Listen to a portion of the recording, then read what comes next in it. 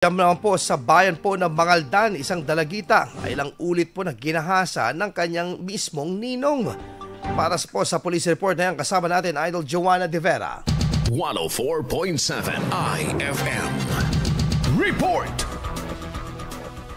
Timbog ang isang 33 anyos na lalaki matapos nitong paulit-ulit na gahasain ng kanyang 14 na taong gulang na babaeng inaanak sa Mangaldan. Ayon kay Mangaldan Officer in Charge Perlito Tuayon, taong 2024 nang magsimula umuno ang pangahalay ng suspect sa kanyang inaanak.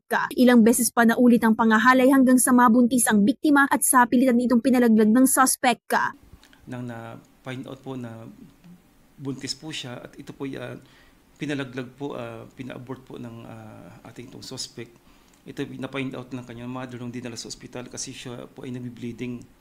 Kaya doon po nalaman na pina-abort po siya. Ganun.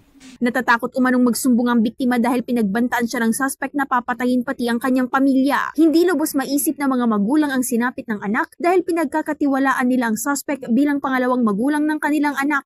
Nang malaman ng nanay ng biktima ang naturang pangahalay, ay agad nila itong inireport sa pulisya. Sinampahan ng kasong statutory rape ang suspect sa bisa ng isang warrant of arrest at ngayon nasa pangangalaga ng Pangasinan Provincial Jail habang sasailalim naman sa counseling ang biktima. Kasama mula rito sa IFM Dagupan, ito si Idol Joanna De Vera, Tatak IFM.